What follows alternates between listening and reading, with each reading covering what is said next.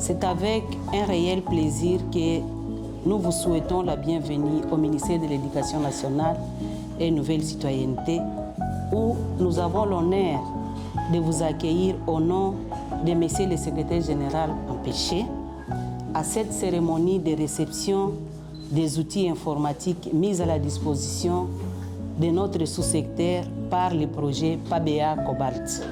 C'est avec un réel plaisir que je prends la parole à l'occasion de cette cérémonie de remise des matériels informatiques destinés au Secrétariat général de l'Éducation nationale et Nouvelle Citoyenneté, dans le cadre de la collaboration fructueuse entre le Secrétariat général, donc à l'Éducation nationale, et le Fonds national de pension et de services sociaux, FNPSS, à travers le projet d'appui au bien-être alternatif des enfants et jeunes impliqués dans la chaîne d'approvisionnement du cobalt, PABEA Cobalt, qui est un projet du gouvernement initié par le président de la République, chef de l'État, son Excellence Félix Antoine Tshisekedi Tshilombo, depuis 2019, et à qui je réitère encore mes remerciements et les hommages les plus déférents. L'action que nous menons aujourd'hui s'inscrit dans le cadre de la collaboration dans la mise en place au sein du fonds du FNPSS d'un dispositif de surveillance et d'alerte de la présence et du travail des enfants dans les mines et sites miniers et de la poursuite de notre collaboration dans le processus d'opérationnalisation des 10 écoles que le FNPSS a donc construit et réhabilité dans le cadre du PABEA Cobalt dans les provinces du Lualaba et du Haut-Katanga. Ces partenariats démontrent notre détermination à promouvoir une éducation inclusive et à garantir à chaque enfant le droit à une scolarité dans un environnement protecteur, un environnement sain et d'assurer pleinement sa protection. Les infrastructures éducatives que nous avons donc construites, parce que pour la plupart de ces infrastructures, il y a des nouvelles écoles et pour d'autres, ce sont des écoles de l'État qui existaient déjà depuis longtemps, mais qui étaient dans des conditions vraiment de délabrement total. Mais aujourd'hui, vous allez voir que ce sont des écoles totalement rénovées et dans quelques mois, nous allons les équiper totalement et avec la possibilité aussi d'avoir l'outil informatique et pour les enseignants et pour les enfants. Ainsi donc, ces infrastructures donc éducatives constituent une réponse concrète au défi de l'accès à une éducation de qualité pour les enfants venant des communautés concernées. Et la plupart de ces communautés, ce sont des communautés impactées par l'exploitation minière.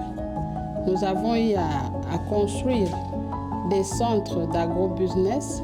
Les centres sont le premier dans le village de Mutumpeke et l'autre dans le village de Kamoa pour ce qui est du Lualaba.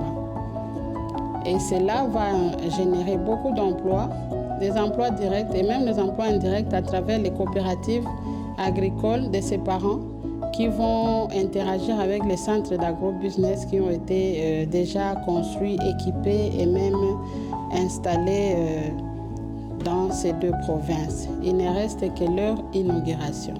Autour de chaque CPJAB, il y a des écoles, donc des infrastructures sociales telles que les écoles, les marchés.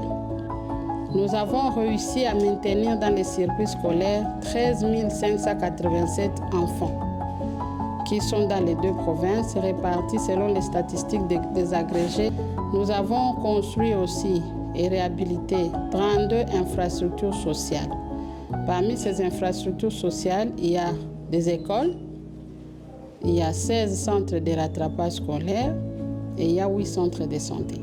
Tout ça est réparti dans les deux provinces. Pour le Haut-Katanga, nous avons 18 infrastructures sociales, à savoir 5 écoles, mais c'est 6 écoles parce qu'il y a aussi une école associée au CPJAB. Donc ça fait 6 écoles, 8 centres de rattrapage scolaire et 5 centres de santé.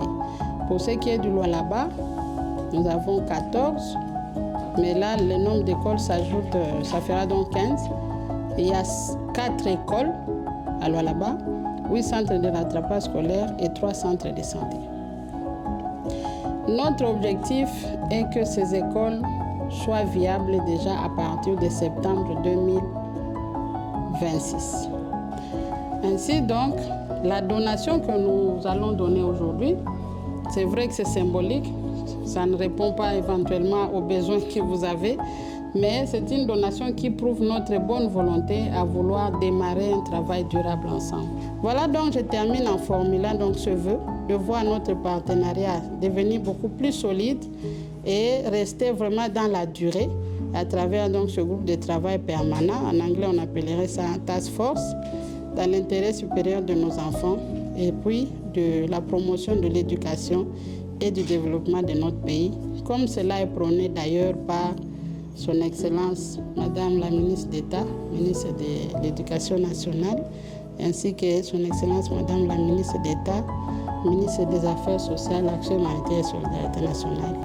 Nous tenons à exprimer notre sincère gratitude à nos partenaires pour cette dotation en équipement et matériel qui traduit leur engagement constant en faveur du renforcement de notre système éducatif. Cet appui constitue une contribution importante à la modernisation de notre administration et à l'amélioration de la qualité des services que nous rendons. Nous voudrions vous rassurer que le ministère va travailler et va utiliser rationnellement les outils mis à la disposition pour les utiliser de manière efficace et durable afin qu'ils produisent les résultats attendus au bénéfice de notre système éducatif.